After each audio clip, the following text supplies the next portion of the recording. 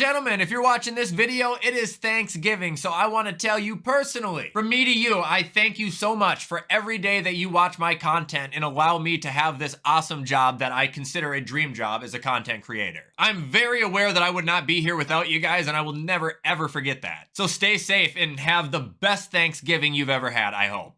Anyway, welcome back to another Twitter video, everybody. Today, I am going to be reacting to your guys' NFL takes after midseason. Put out a tweet last night, and I have 865 responses to go through, so we got to get to work. But we also got to run through our plugs real quick. So, don't forget to use code WyattzWorld on G Fuel or Prize Picks, where you can save yourself a discount on any G Fuel products or match up to $100 of your first deposit. If you're seeing this before the nighttime game, take advantage of the CMC free square. If he gets 1 yard, it's a win for the entry. But always play responsibly, and let's get into the video.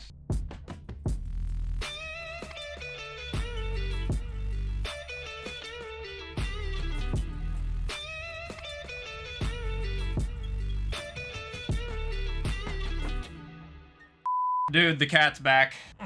Charlie. So anyway, this is the tweet I made saying, let's hear some NFL takes after midseason. Can be about a team, player, coach, fan base, whatever. And as you can see, there's my handle if you want to follow me for any future videos. But let's get going. So first take we got here is from Sir Yacht. He says, Broncos make the playoffs at the 7th seed. Amen, brother. That's a valid take if you're asking me. Here's the thing too. People think if the Broncos do make the playoffs or get 10 wins that I'm not gonna fly to Denver since I won't have to take the picture in a clown wig. Oh no, I'm still flying to Denver, baby. Except I'm gonna have a tuxedo on and a cigar this big hanging out of my mouth in the picture. This one's from Bulls fan 23. He says Josh Dobbs will be a franchise quarterback next year. Oh. I can see him being a bridge quarterback, you know, or maybe starting a few games somewhere, but I a franchise quarterback, him getting a big contract, something like that, that seems just out of reach. Terry Not Cooking here says Ritter is a top 10 quarterback when healthy, no matter how much you hate him. Take away the turnovers and you got yourself a franchise cornerstone.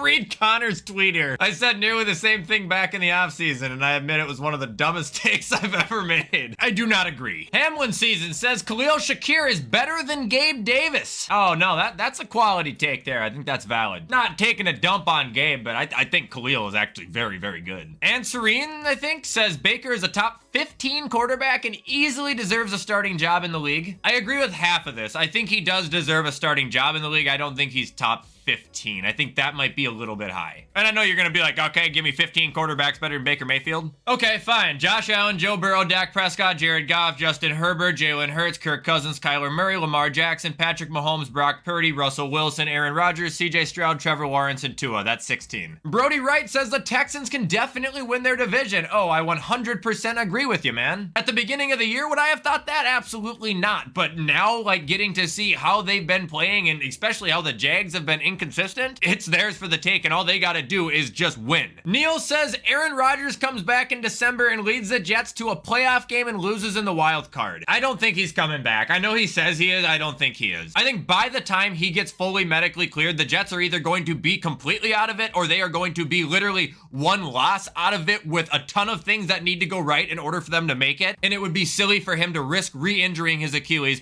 and just not waiting until next year. The only way I do see him coming back is if they literally like win for the next 3 weeks straight and he's feeling good, but like that's not gonna happen. Kyle Stelter says Kyler is a top 8 quarterback and always has been. What has he done in the last 2 games that's made you think he's a top 8 quarterback? Danny came in here, says Brandon Staley should have been canned after the Jags playoff loss. Very, very valid. Wyatt's Pats fan says after this season, Zach Wilson will take the honors as the biggest bust in NFL history. That's not possible. He's already done more than Jamarcus Russell ever did, and he went first overall. Like, I mean, there is literally nothing he could do to make his value be worse than Jamarcus Russell. He'll be one of the biggest busts, but he will not be the biggest. Jimmy says majority of Steeler fans, including myself, are way too hyped for Pickett. He is in fact a bust and is not good. Okay, well, we're gonna find out now for sure. The whole Matt Canada being fired thing, we are going to find out now. Kubo says Jalen Ramsey is still cornerback 1. Oh, I mean, it's hard to argue it, but I kind of do. I think Pat Surtain is kind of the best. But Jalen has done so much in his little time that he's been back, you know, it's kind of hard to argue that. King Newt says Shaheed will have a better career than Olave. Okay, I'm not, it's not like I'm against this or anything. It's just why? Like, what has made you say this? I don't agree. I don't hate Shaheed. I think Olave is very good. But you can have your opinion. I want to know why you think that. Like, why? True Cam says Gus Edwards is a top 10 running back this season. Jesus Christ. Dude, he's just a more productive Jamal Williams right now. He's just a touchdown machine. I mean, maybe it's not as ridiculous as it sounds, but to me it sounds ridiculous. Like maybe top 15. Jolt says Max Crosby is better than Nick Bosa, but no one will admit it despite stats showing otherwise. Max is doing better. Max is better right now. I know nobody will want to say it, but it's the truth. He has double the sacks, double the tackles for losses, nearly double the tackles in general. Like he's just outplaying the shit out of him. Here's one from Go Bills. Dalton Kincaid is the next Kelsey, will be dominant for years ahead. You know what? I honestly am starting to buy it too. Physical, fast, got hands, a playmaker. Like he might actually be him. This one's from Zersky. He says AJ Brown will finish top of the league in stats. Ooh, like what stat? Yards? I don't think so. I think Tyreek's got that on lockdown. Touchdowns or receptions or something?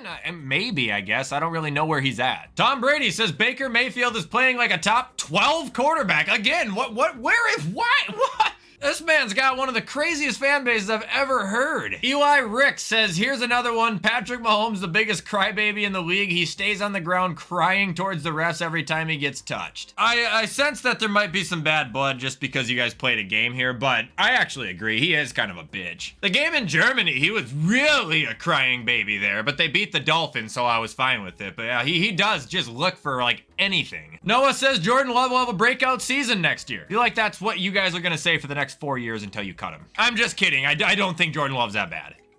All right, this is a quote from Bearman. He says, my take is Matt Eberflus is the worst coach currently in the league. Worse than Brandon, worse than Arthur. You know, you might be right. I think Brandon Staley needs to go the most, but Matt Eberflus easily could be the actual worst. Andrew says Zach Wilson in 3 years will be a Pro Bowler. What the fuck? How? He just got benched for Tim Boyle. There are still people out there who actually think this guy is magically gonna develop into an NFL quarterback. What's it been, like 3-4 years of him just shitting the bed?